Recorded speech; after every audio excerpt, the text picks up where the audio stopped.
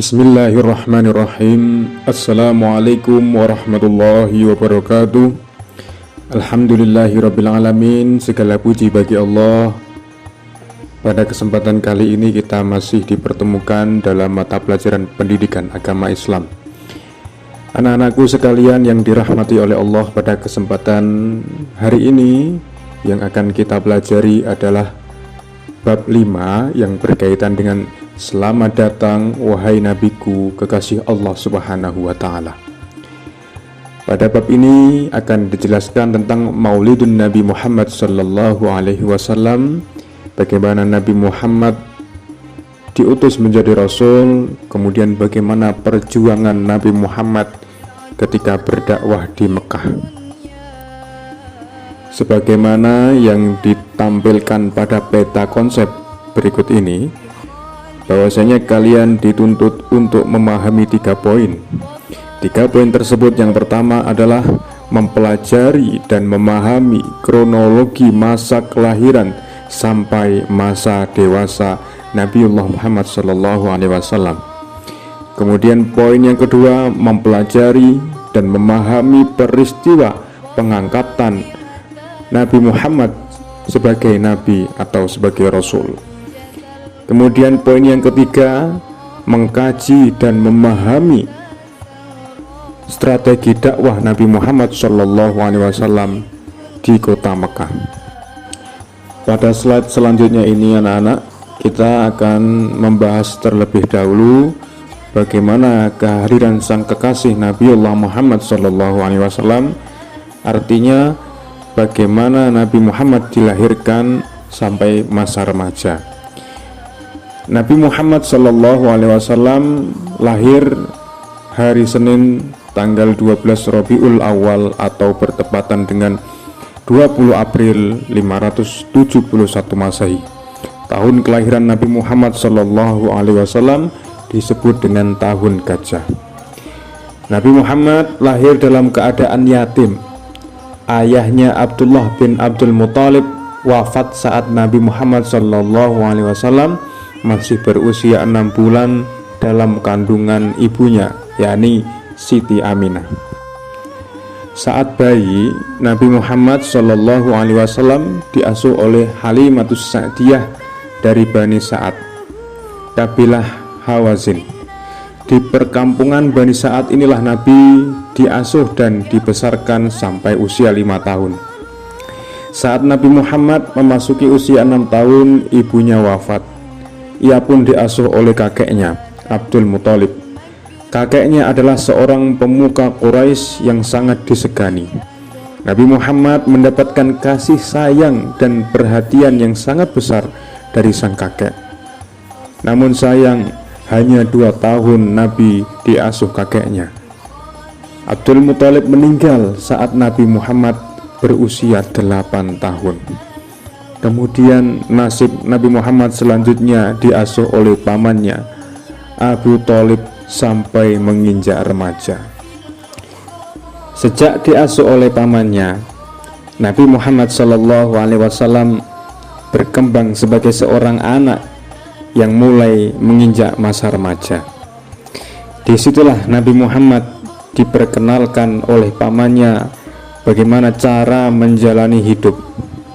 Nabi Muhammad mulai mencari pekerjaan sebagai buruh di usia yang baru 10 tahun agar dapat menghidupi dirinya sendiri. Mulailah ia menjadi penggembala ternak milik orang lain di daerah gurun Mekah yang sangat panas. Di gurun pasir itulah ia menghayati arti kehidupan, kesulitan hidup, kesendirian, dan rasa tanggung jawab menjadikannya lebih matang daripada usianya. Sang paman melihat kecerdasan dan kematangan keponakannya, maka pada usia 12 tahun Nabi Muhammad SAW diperkenalkan kepada ilmu perniagaan atau ilmu perdagangan. Nabi Muhammad yang masih remaja pun turut serta dalam pengelolaan ekonomi pamannya. ia sudah ikut membawa barang dagangan yang diambil dari majikannya, yakni Siti Khadijah.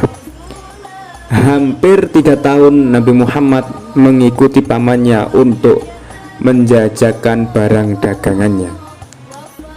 Diceritakan ketika kafilah dagang mereka sampai di kota Basrah di wilayah Syria besar, seorang pendeta terkenal di masa itu, namanya adalah Bukhairah, menghampiri Abu Thalib dan mengatakan, "Aku mengenali anak muda ini sebagai sosok yang kelak akan dinobatkan sebagai rahmat bagi semesta alam. Hal ini telah tertulis jelas dalam kitab-kitab kami." Kemudian Bukhairah selanjutnya menyarankan kepada Abu Thalib, paman Kanjeng Nabi Muhammad, "Lindungi anak muda ini dari orang-orang Yahudi. Lebih baik bawa ia kembali ke Mekah." Lalu Abu Thalib pun menuruti saran pendeta tersebut. Pada usia 25 tahun, Nabi Muhammad mulai berdagang sendiri tanpa bantuan pamannya. Ia mengambil sendiri barang dagangannya dan memasarkannya. Ketika berdagang, Nabi Muhammad sangat jujur, tidak pernah membohongi para pembelinya. Nabi tidak pernah mengambil keuntungan yang terlalu besar, selalu berkata sopan, ramah, dan penuh kasih sayang. Jadi, keberhasilan usaha dagang Nabi Muhammad itu disebabkan oleh pribadi beliau yang mulia.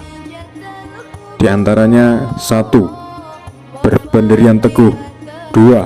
Memiliki semangat kerja yang tinggi. 3. Memiliki kejujuran yang luar biasa. 4. Menjunjung tinggi amanah atau kepercayaan yang diberikan orang lain. 5. Mampu menghadapi segala cobaan dan rintangan dalam perjalanan. 6. Menyamakan pelayanan terhadap para pembeli. 7. Memiliki sifat percaya diri. Dan yang terakhir, menampilkan keramahan dan kesopanan serta kasih sayang kepada siapa saja. Sifat kejujuran, perilaku santun, kesopanan berbicara, kerja keras, dan kecerdasan Nabi Muhammad SAW merebut hati setiap orang, termasuk Siti Khadijah.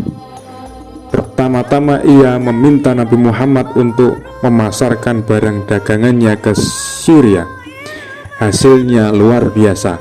Itulah yang membuat Siti Khadijah tertarik dan akhirnya menikah dengan Nabi Muhammad. Alhamdulillah mereka dikaruniai 7 orang anak, yaitu Ibrahim, Qasim, Abdullah, Zainab, Ruqayyah, Ummi Kulsum, dan Fatimah. Memasuki pada subbab yang kedua, yakni Nabi Muhammad SAW diangkat menjadi Rasul. Nabi Muhammad merasakan keresahan atas perilaku yang dialami oleh masyarakat Arab yang sudah jauh dari nilai-nilai kebenaran.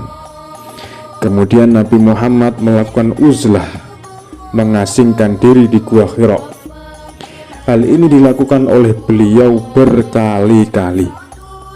Maka tepat pada tanggal 17 Ramadan tahun ke-40 dari kelahirannya, Nabi didatangi oleh malaikat Jibril dan menerima wahyu pertama, yakni Al-Quran surat Al-Alaq ayat 1-5 yang bunyinya, A'udzu billahi minasy syaithanir rajim. Bismillahirrahmanirrahim. Iqra' bismi rabbikal ladzi khalaq. Khalaqal insana min 'alaq. Iqra' wa rabbukal akram.